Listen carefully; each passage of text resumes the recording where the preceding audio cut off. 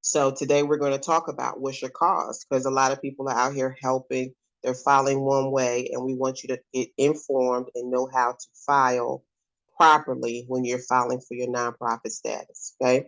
So this is what's your cause, 25 different types of nonprofits. I want to welcome everyone that's in the room. Please make sure that you mute. Please mute your phones and computers. And any questions that you have, write them down or type them into the chat.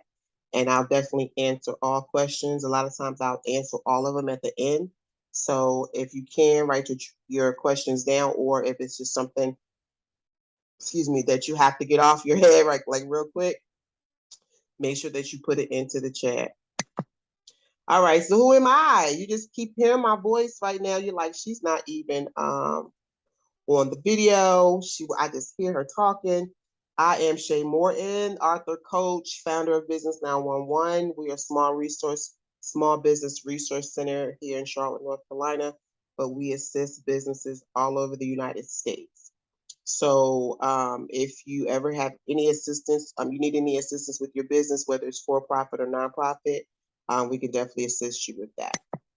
So what is a nonprofit, right? The IRS defines a nonprofit, a 501c3, as a religious, educational, charitable, scientific, literary, testing for public safety to foster national or international amateur sports competition, prevention of cruelty to children, or animal organizations.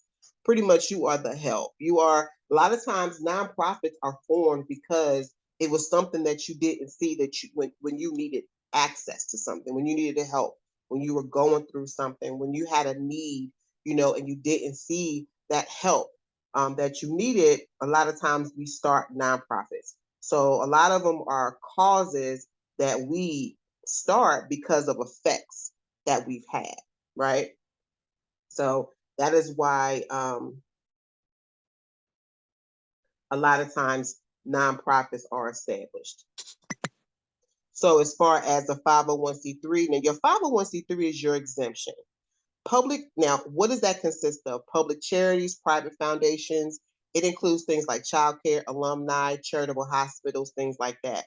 Now, one of the things that I ask people when you are getting into this space, are you a public foundation or are you a private foundation?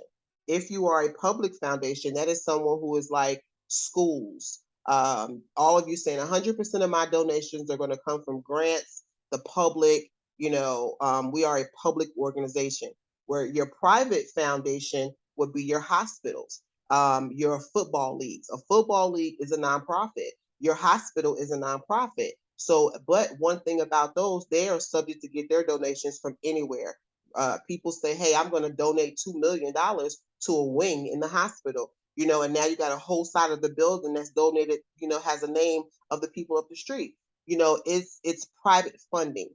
So as a public nonprofit, remember, you're going to get your information from public entities, as far as the government and, public fundraisers. And if you're private, you're going to get it from private entities. And you may get some from the public as well, but you're saying I'm getting them from different sources.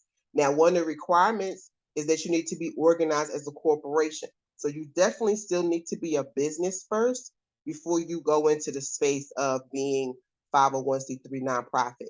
You have to be an entity before you can even offer the exemption. The 501c3 is the exemption side of it that allows you to be tax deductible.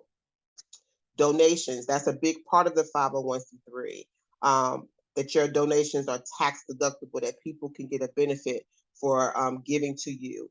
So that's why a lot of larger companies will only give to 501c3s that are tax deductible, because they can get a benefit for making that contribution.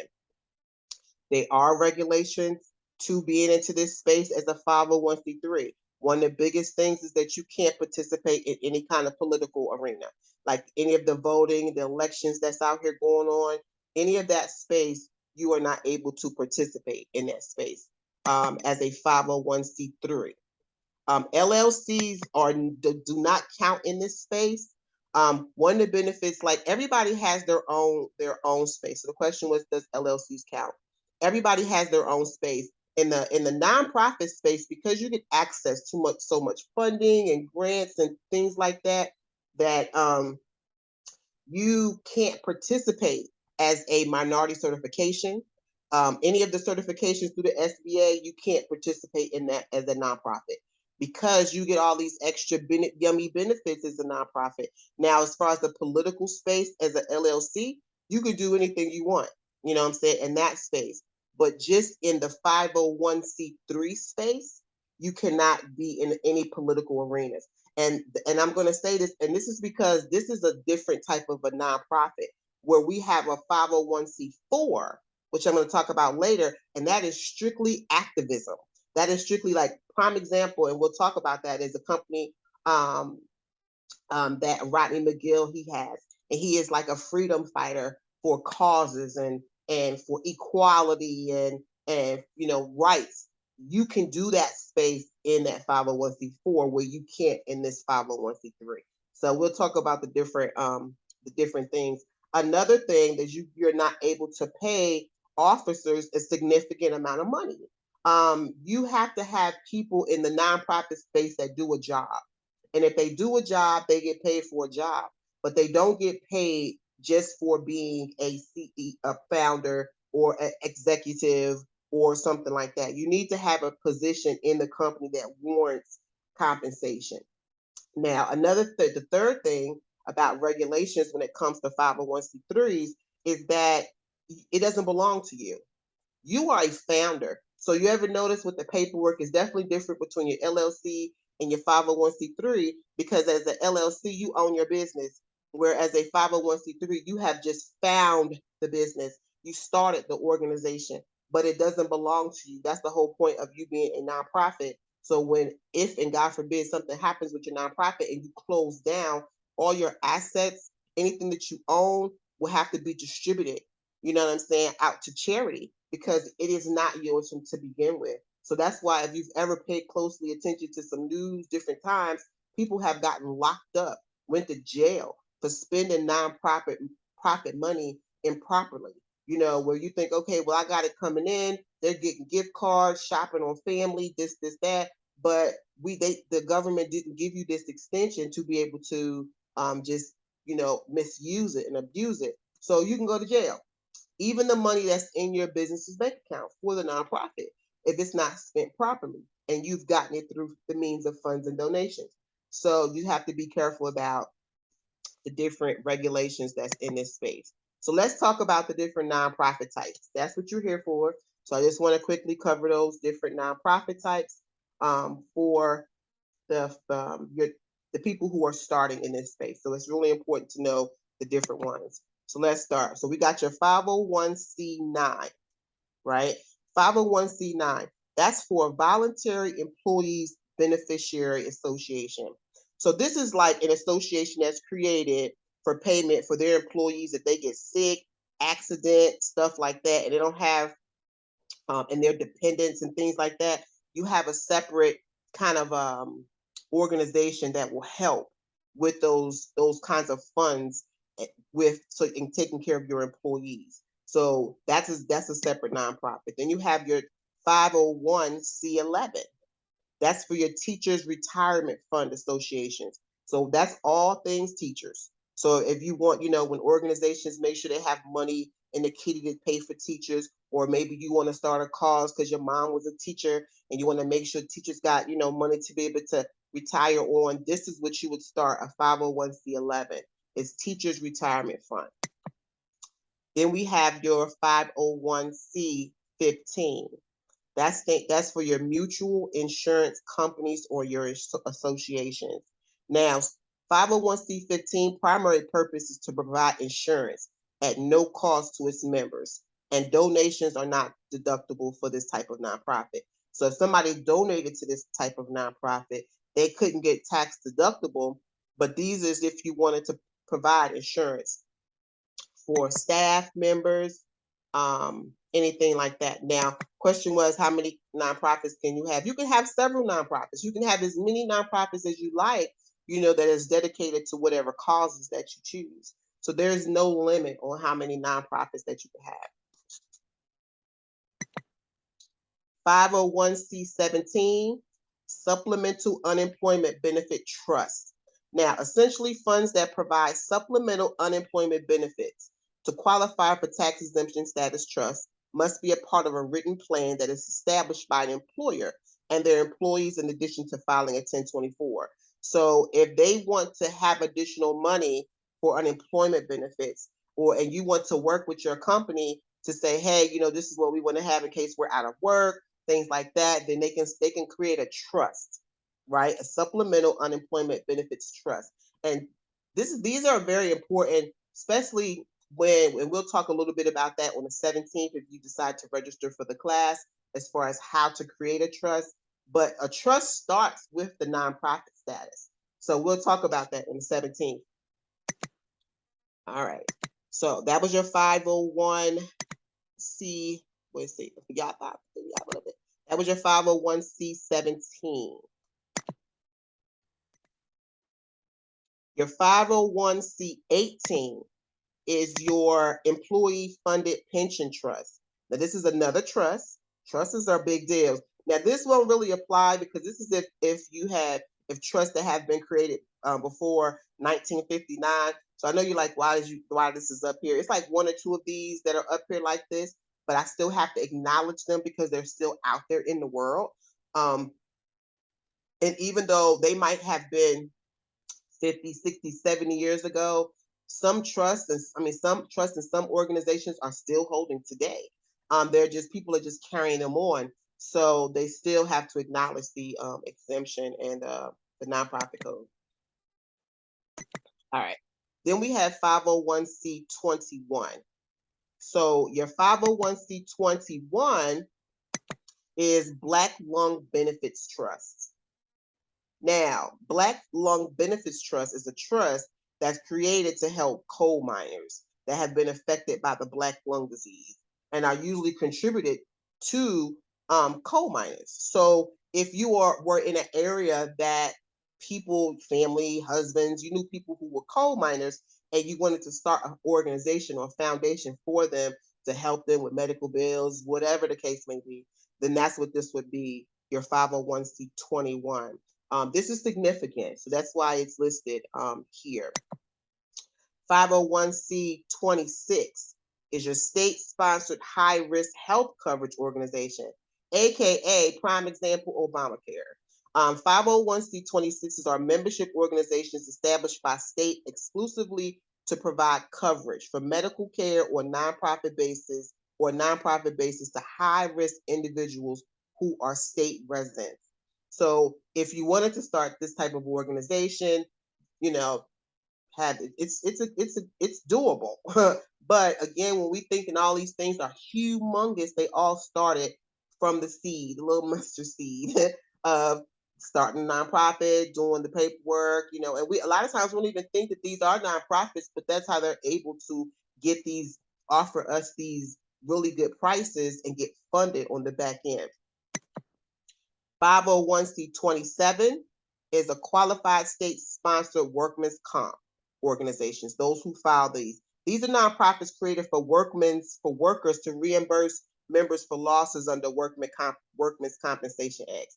Now, these are good for companies who attach themselves with credit unions. Not credit unions, unions. I had to put credit unions. So you know how labor companies have unions? They have somebody that is fighting for the worker, their rights, making sure their safety is good, all that kind of stuff. So they would be connected and create these state-sponsored workmen's comp organizations to make sure that they have additional, like Amazon. Amazon is another good example of a company who would have a state-sponsored workman's compensation. And they probably have a whole separate one as well because things happen. You know what I'm saying? Things happen.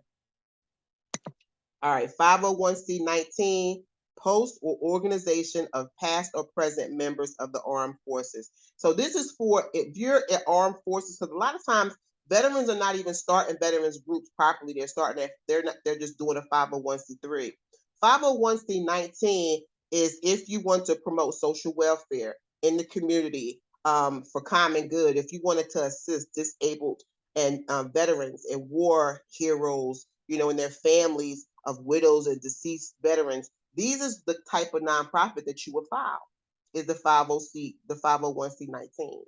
A lot of times we are just filing the 501c3 and that's that. But they have the specific ones because some of the fundings they're easier to find you if they know exactly what your overall premise and your cause is. A lot of times if you're all over the place, then they really have to base it strictly on the codes and then kind of figure it out in whatever you write out in the grant.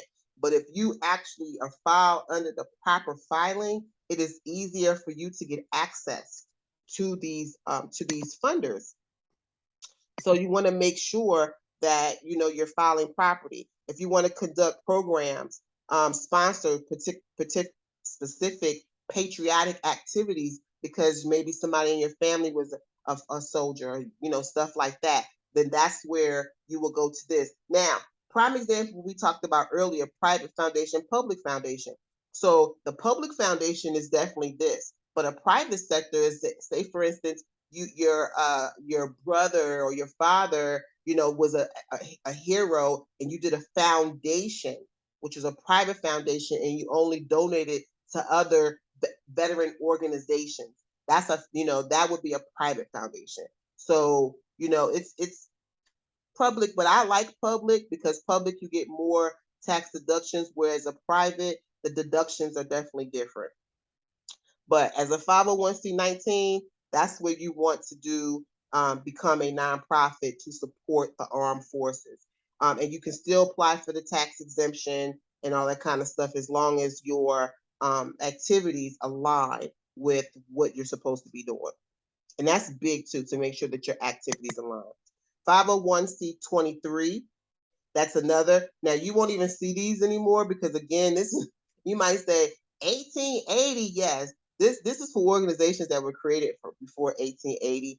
And again, these organizations are still rocking out, right? So that's why they still have to acknowledge the code.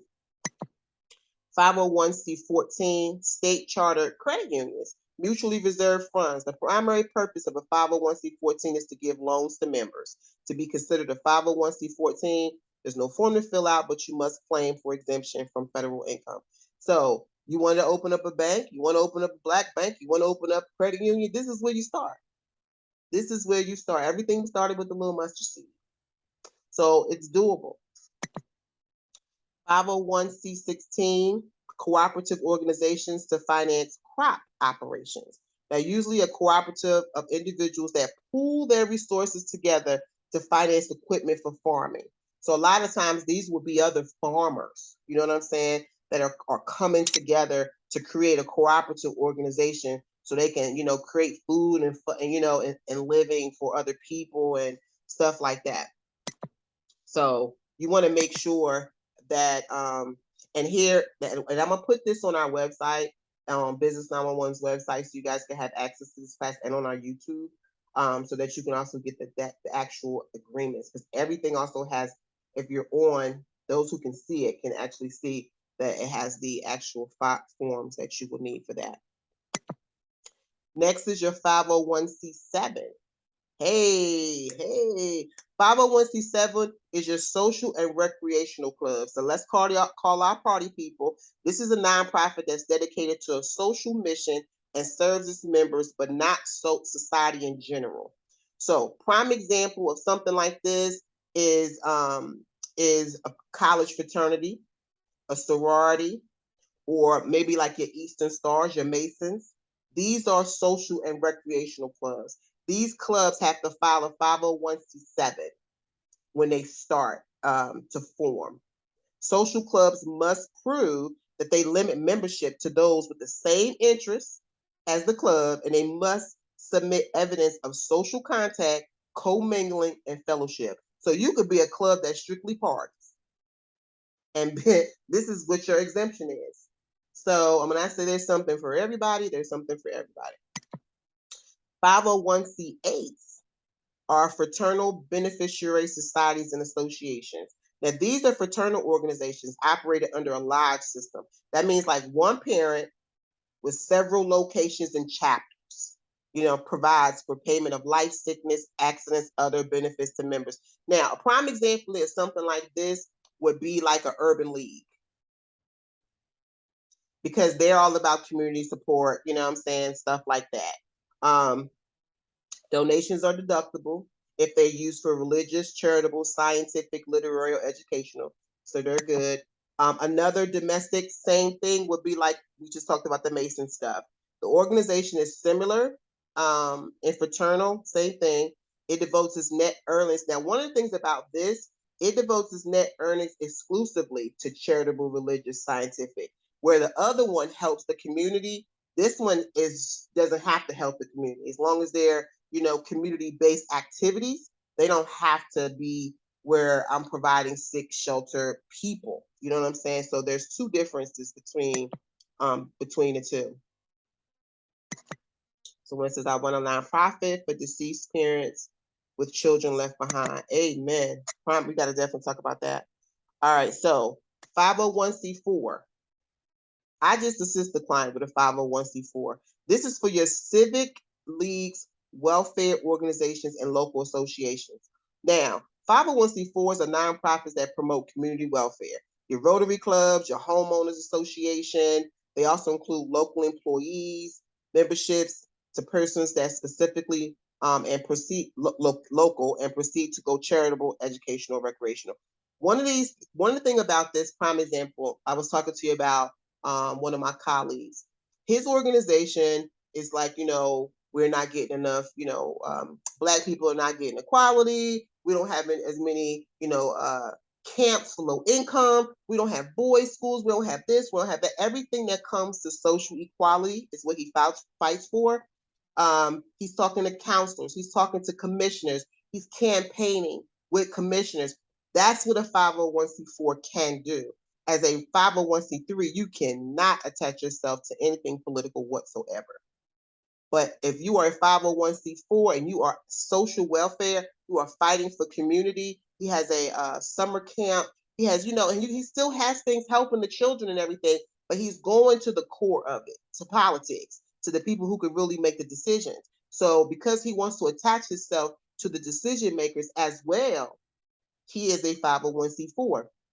Now, in this, he has gotten tax deductible stuff. They even gave him actually a location inside the projects where he had the summer camp and different things like that. So you can still operate and have your cause, but you have to be strategic about who you align with and the things that you do. Because as a 501c3, you cannot touch anything political. So you want to make sure that and you can. Somebody asked me, can you have both? You absolutely can. You can have as many different nonprofits as you like to assist in different areas, and your nonprofit can own other nonprofits. You know what I mean? So that is important to know, and you can definitely have as many as you like, especially because you want to stay in alignment, and it'll be a lot easier when it comes to getting funding and things like that. Your 501c5 is labor, agricultural, and horticultural organizations. Now, their main purpose of these organizations is to improve conditions of work or educate members. Now, if you want to grow a garden, a lot of times when we're doing these agricultural nonprofits, we go straight to a 501c3. I want to feed, I want a community base, I want to have a farm, I want a, fresh vegetable market for the people. I want to, get some land and grow and have the city pay for it. You need to be a 501c5 in order for you to do that. There's nothing wrong. There's nothing wrong with having the 501c3, not at all. These just assist you with connecting to the right contributors, I'm saying, a lot quicker. Because just like a 501c3, they must state their earnings. They're not being unfairly distributed to members of the organization. Contributions are non-deductible unless it is a business expense for the organization contributing. So you got to kind of look at why you would create this and why you wouldn't create this.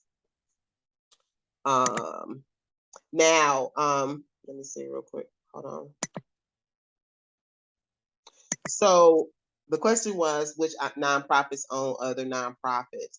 So if we go down the streamline, I can't even say off the top of my head But there's a lot of companies that, like for me, prime example, Business 911, Small Business Center owns my nonprofit Right Now Publishing. Now, Right Now Publishing has a for-profit side and a nonprofit side. On their nonprofit side, my nonprofit owns them. They're the paperwork. They're on that paperwork for them as an owner of that. So if you ever look at some bigger corporations, you might have to go down a rabbit hole to find out who owns what, because they put businesses as businesses. They don't take on any liability or any risk of a business. They let companies own companies. So that's very important for us to think about that, but that's a conversation for another day. 501c6 is business leagues, your chamber of commerce, your real estate boards. So 501c6s operate to improve business conditions. They can participate in legislative activities to advance business interests if you can prove it to be so. Contributions are not deductible unless it is a business expense for the organization contributing. To file for the tax exempt status, you'll need to file a 1024.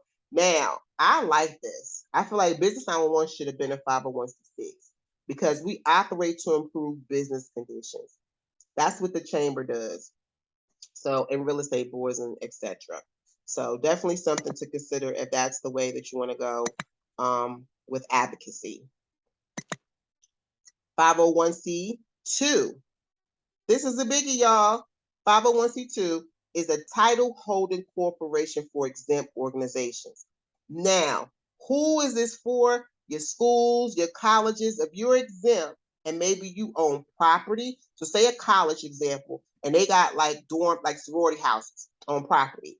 They're going to put title holdings. They're going to create a title holding company and put those deeds in that title holding company's name, so that they can save on taxes, and they can also make sure that it's protected under their nonprofit organization. So this is when you start talking property, right? So this type of tax exemption is typically used to supplement existing exempt organizations. Essentially, they use when an organization owns property, they want to do separate filing status to limit their liability on the property. This decreases risk on their physical property in case they get in a lawsuit. An example would be a church that wants to file separately for their religious organization and for their house of worship, or a college sorority and fraternities that may use this to protect campus houses. So if you have additional properties as a nonprofit, like our church might have council building, this, that, you want to make sure that they put into these title holders. And it's a lot connected to taxes, really. All right, 501c25, biggie right here. Title holding corporations or trusts for multiple parent corporations. Now, your 501c25, they similar to your 501c2, but the difference is now this is organizations recognized as exempt under this section can have up to 35 shareholders or beneficiaries, in contrast to title holder organizations recognized as exempt, which can only have one. So this right here, if you parent companies, like if we had Sony, Samsung, Panasonic, Toshiba, all of these people connected at one, because some big companies own several companies, like Facebook. So if you have several companies and y'all want to come together to create a trust or title holding corporation companies, then you would do a 501c25. And this is covering business more or less than anything than property. And when you have several companies and you're working together, you want to do a trust on, for multiple parent companies, because everybody's the mama and they got other kids. So it ain't just like one mama, all the kids. Now I want my whole group of mamas to be covered, because, and this is like the client was just saying about having multiple nonprofits. If you had multiple nonprofits, you might want to have a 501c25 instead of just having one. All right, 501c22 is a withdrawal liability payment fund. So that's for people who have pensions. If you're an employer and you got pensions and you snatching out of pensions, withdrawing from multiple pensions, to be able to pay out and stuff like that, then you just have to have a liability payment fund. It's just for tax purposes for employers. because pensions is like stuff that you get when you get old. So if you want to be able to not pay taxes on pensions that you're saving for employees and stuff, so if you're a business and you're offering your employees retirement pensions and stuff, and you want that money to not be taxed and stuff and to be exempt, you have to create a holding, and you have to be able to create this fund so that you could be able to withdraw out of it and not, get in trouble and all that kind of stuff, and be able to donate to that pension, because some of that money that you're taking from them is donated to their pension. You're providing a piece of the pension, they're providing a piece of the pension. 501c1, okay? Corporations under acts of Congress. So this is Congress stuff. An example of a 501c1 would be, we showed a federal credit union. Now you got state credit unions and you got federal credit unions. Please remember that. You got state stuff and you got federal stuff. So federal, Congress put it there. They don't need to file tax exempt because they are organized by Congress. Donations are tax deductible, and it's only if made for public purposes. So this is there. So even if they had to create some stuff, there's rules for them. There's forms for them. 501c12, benevolent life insurance associations, mutual ditch or irrigation companies, and telephone companies. So these organizations must meet requirements based on their characteristics, and they must use their income solely to cover losses and expenses, with any excess being returned to members or retained to cover future losses. In addition, they must collect 85% of their income from members for the sole purpose of meeting losses and expenses. 501c13, hey, this is a cemetery. So if you wanted to open a cemetery, you might say this is a crazy business, but you never know. Somebody might have some land in a good place and want to bless it and say, hey, I want to provide, put on my land where people can be put to rest, and I need some assistance with that. Your 501c13. When creating a nonprofit in the cemetery sector, there are a few requirements that you must adhere to if you wish to qualify as a 501c13. Your income must be used to pay the ordinary and necessary expenses for operating, maintaining, and improving the cemetery or crematorium, to buy cemetery property, or to create a fund that will provide a source of income for the perpetual care of the cemetery or reasonable reserve for an ordinary or necessary purpose. So you can create this fund even to say, I want to get assistance for land to open it. Let's start with the 501c13. Let's start with the create the organization, and then look for some funds or some land, or somebody can just donate land under this space to open the cemetery. So your organization cannot qualify for exemption if it has any stock or if you're public or anything like that. But this is something that you can apply for. So we went through a lot of 501c3s, y'all. I know y'all like, this was a lot. So if anybody has any questions, this would be the time to answer them. Does anybody have any questions? Anybody even have any questions? We're on Clubhouse on the left over here. So if anybody have any questions on that side, you're more than welcome to get your questions answered. And this is the thing. A lot of times, and I'm going to give you a few tips and then I'm going to go, but a lot of times we are following these 501c3s and we are feeling like that is the end. That is not the end. Even in the state of North Carolina, you need to get a solicitable charitable license to be able to solicit bigger companies for money. It's just not open up and say, hey, donate, and we go from there. There's still more licensing that needs to be done, and a lot of us are not even going to that part. So we want to be really mindful and make sure that we get all that we're supposed to have, and we're going to be in this nonprofit space, because there are so many types of nonprofits. I am a prime example of what is called a social enterprise. I am a 501c3, but at the same time, I make money. We averaged out $40,000 a year without grants and donations, because I run my nonprofit as a business. The whole point of it is that you cannot have any profits left. You have to put the money that's left back into the business. So there's not to say that you can't charge for anything. Prime example, like I said, the NFL, they are a nonprofit. Your hospital, they are a nonprofit. They still charge you $46 for an aspirin. So you can still charge, but the money that you make has to go back into the business. So Question here, which nonprofit would you suggest for providing resources for single parents? So I would pretty much stick with the 501c3 for something that basic with the single parents. It depends on too what type of nonprofit what journey, what kind of resources, because one of the things I always tell people I want you guys to think about is the journey. So as far as resources, what do you want to provide? Do you want to point your finger and say, hey, this is where you go, and you just have a list? Are you going to point your finger, make the call? You know what I'm saying? Say, hey, let me call for you and assist you and make sure you get where you're going. Are you going to point your finger, make the call, and then do follow up? And now I want to check up and make sure that you did what you said and make sure you see if you need anything more, and then have those resources. You know what I'm saying? For the next part of the journey, and what how far do you want to take them? Do you want to take them as far as housing? Or you just want to tell them about housing? Or are you going to try to get them some housing? So I want you to think about what that journey looks like that you want to take them for the nonprofit. Because this is the thing I always think about.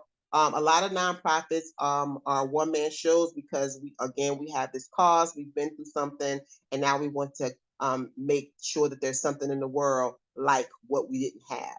But there's so many people out there that need your manpower, that we can take our programs and come together and work with other nonprofits, because this is the thing. You need to have collaboration as a nonprofit. Funders do not want to fund a one-man show. COVID birthed over 10 million businesses.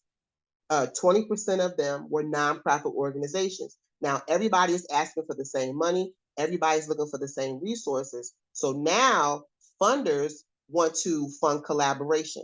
They want to write one check and they're going to hit every mark with the one check. So if I said I wanted to help minorities, I want to help veterans, I want to help mothers, I need organizations to serve all of those. So it doesn't make you say, hey, I want to pick up and start every little group for everything. You bring in other people who specialize in the single mothers. You bring a group that specializes in youth and men. You bring a group that specializes in all these different, things that you don't do, because that's the thing. One of the things about being in a nonprofit, you have to have an MOU with these people, which is called a mission of understanding. So you say I have a mission understanding, and my whole thing is entrepreneurship, but I have somebody who specializes in these children.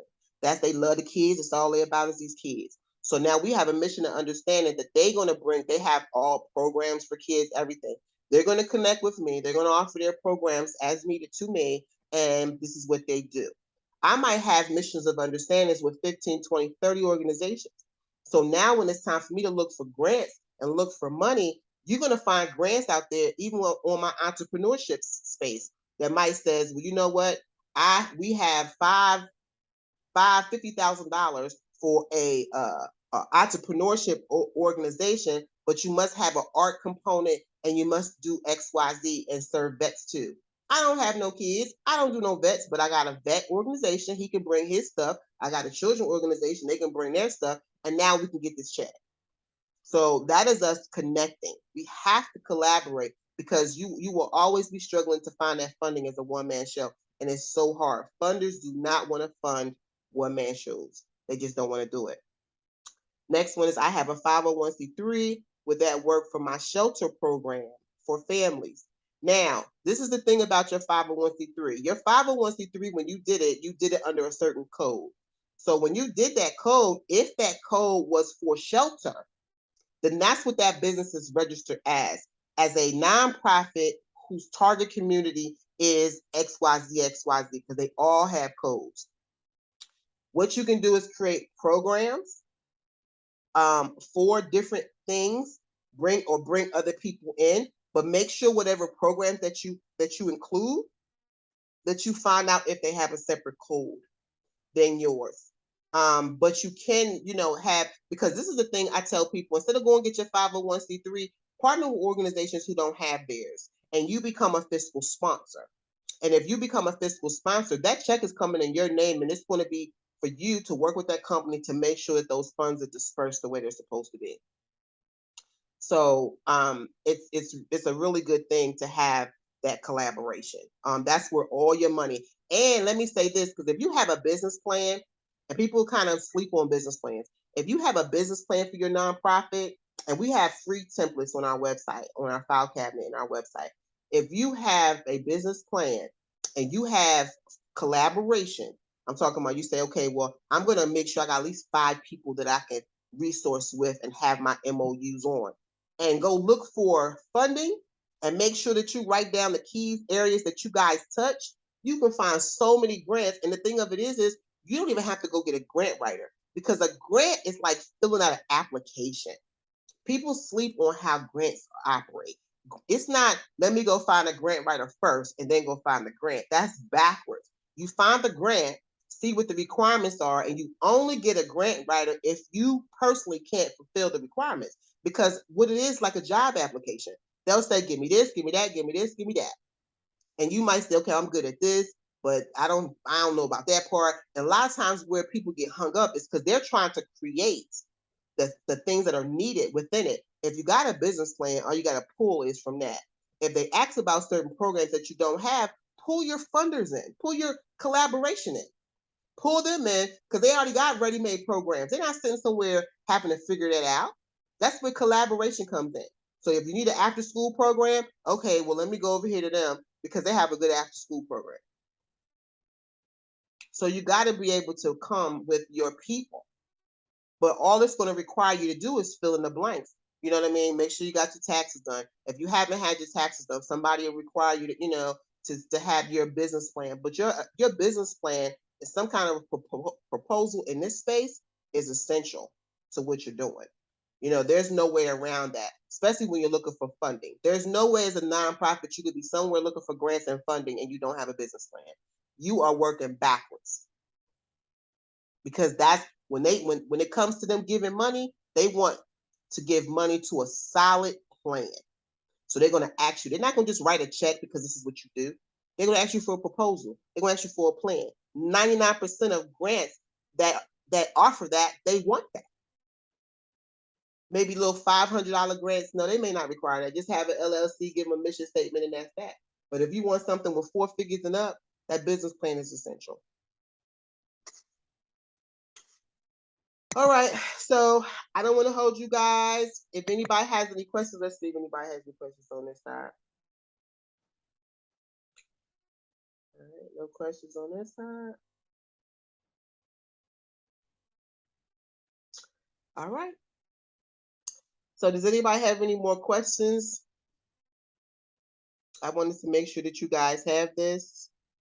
Make sure that you know how you're going about to get, to get funding, to get your nonprofit situated, that you're prepared, sponsorship letters, all that kind of stuff. Because the money is not freely falling out the sky. There is funding, but the funding is strategic. They want to make sure that you have everything that you need and you look the part and you're serious. So we have to get this paperwork together. And if you're not in a position to do so, call us. We do business plans. We do business proposals. We do your financials. And that's the difference. If you have the difference between a business plan and financials, because I have had people ask me that several times lately. If your business plan is strictly hard copy, in verbiage, what we're going to do, my milestones, who my competition is, all that stuff. That's really us kind of like breaking our business down into detail. The financials is the numbers. There's no wording in a financial report. It is you, if you say the first year of your business, I'm going to be doing XYZ and XYZ on your financials. The cost of all of that is on financials, whether it's the truck, the gas, whatever. If you say next year I want to be in an office space and I'm going to have 2 employees and XYZ on your financial, it has the office space amount, rent, it has these people's wages, these people's health insurance costs, the furniture, everything that it's going to cost to make that dream to life. That's what your financials, the phone costs, marketing costs, everything is in financials. So if you ever was to look for funding, you will need to have some kind of idea as to what it's going to cost you. Because a lot of times we say, oh, I need a grant. Oh, I need money. Oh, I need funding. But if abundance ever walked up to you and say, okay, you know what? Today's your day. How much do you need? Can you strategically, honestly, and effectively tell them what you need and it be everything that you truly need? Or will you come off the cuff with what you think you need, and then in 6 months or whatever, you're not in the position you thought and you still need money? And they asked you, what did you need? All right, so those costs are projected cost. Absolutely, they're projected, and you can Google it. Like I'll be online Googling cost, monthly cost of a phone bill, monthly cost, average cost of a secretary. I kind of Google everything when I'm trying to figure out costs. You know what I mean? Even down to you might go on Zillow and say, okay, what would it look like to rent this building or this office? What would that average month based on what I want it to look like? Run me. Okay, well I want that, and that looks like it's about $1,500 a month. All right, times 12. This is what this can cost me a year. All right, let me look at electric. Let me kind of guess what that will run me. Or think about it is if you want to get down to the nitty gritty, even look at that, you can call the electric company. You know what I'm saying? And actually give them the address and say, what was the average cost a month on this space? They will tell you freely public. You can actually know what electric bills ranges is going to be in properties before you even get there. You don't have to provide any information because you just being proactive. So we definitely want to make sure that we look at this. Have it, you can create it in your Excel spreadsheet, and I want you guys to look at Google Sheets, but that's a conversation for another day. So I won't hold you. This was awesome, awesome, awesome. Want to make sure that you guys knew about the 25 different nonprofits.